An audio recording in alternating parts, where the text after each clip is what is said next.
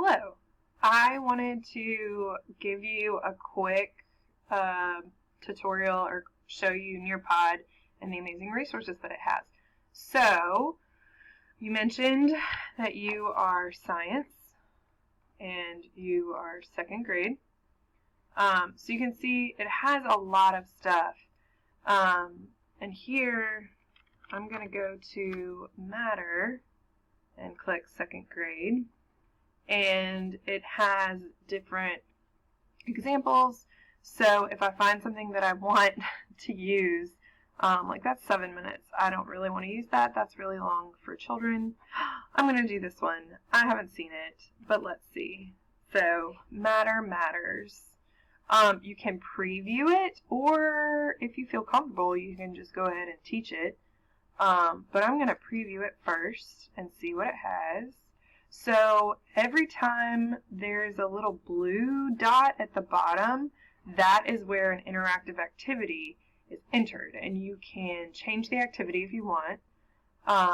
So this is an open-ended question. If the kids were on their Chromebooks, it would pop up on their screen and they would have to type an answer.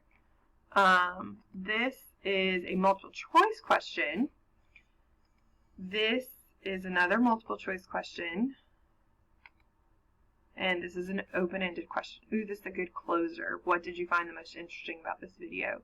So, Crash Course is good. I know a lot of high schools that have used Crash Course to talk about history and English, or English language arts. Also, fun fact, this is John Green that wrote The Fault in Our Stars and all of the sad books about teenagers. So, if I want to use this, then I have to finish watching the video, and it should prompt me. Okay, so I can close the preview, and if I add it to my lessons, then it's added to my library of lessons. So in my library, I just clicked my library and it went right here. But if you want to edit the Nearpod, sometimes my mouse is weird. You can edit the lesson. So I'm editing the original that I added. If you want to change it and add if you want to have a different activity, you can do that as well. If you wanted to have a different one, like if you had more ELL kids, or if you wanted to have a differentiated version, you could do that as well with the same Nearpod. So if I want to add an activity, I can just click Add Activity. Like I said, my mouse acts up. So right now I can add open-ended questions or a multiple choice question here. There are other things that you can add. Also, you can turn on captions in Arabic or English.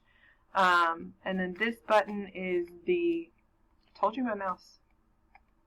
It's the playback speed. So this is really good for dyslexic students if they can have the subtitles on, and they can change the playback speed to slow. It might help, or especially English language learners, it might help them pick up the information a little bit more. So there we go. I'm gonna scoot this on. Ooh, liquid. And again, I can add an open-ended question or a multiple choice question. So that's Nearpod with the video embedded. However, if you created your own Nearpod,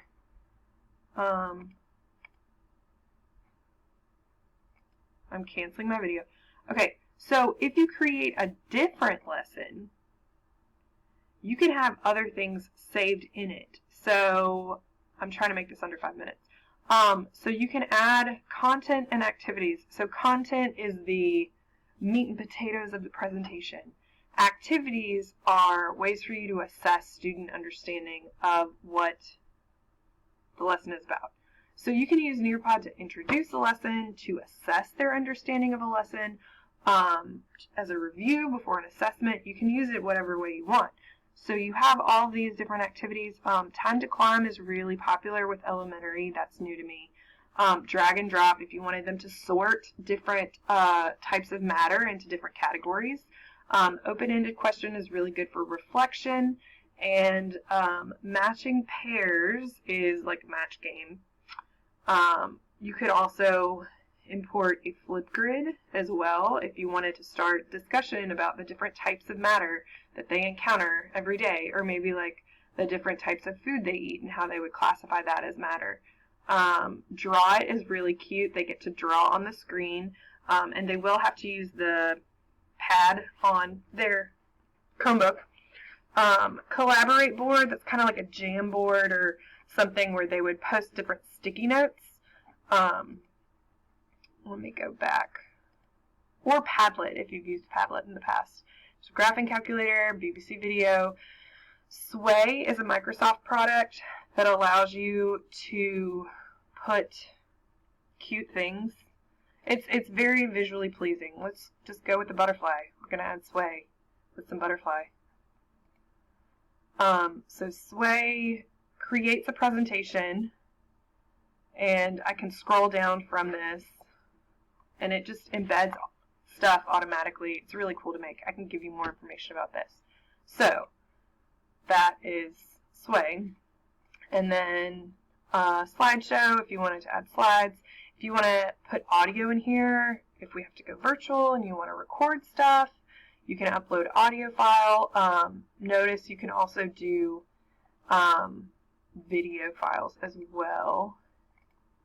Right here. Whoop. But the video file is video. You can upload from YouTube. You just have to have safe search or paste the link for the YouTube. So I'm going to click cancel. PDF viewer, if you wanted them to annotate something or see a PDF, that's another way you can do it. So that's all content and activities. Poll, you ask them a question. Fill in the blank would be good for practicing typing on the Chromebook. And memory tests, it's like the memory game where you flip cards over and you try and remember what order they're in. So that is Nearpod. I am not under 5 minutes, but it's really easy to create. It does take some time to get used to it, but you can create as many Nearpod lessons as you would like. It saves in your Nearpod library. Click Save and Exit. For it to save, you have to save it. And that's how you use Nearpod. So if you have any other questions, let me know. They do have a lot of resources. The resources that I found all of the science stuff in, I clicked on Nearpod library from my home screen, and then I just went to science and 2nd grade. Like I said, my mouse freaks out. So science, 2nd grade, voila, you have all these options, and I hope this helped. Anyways, I'll see you later. Bye.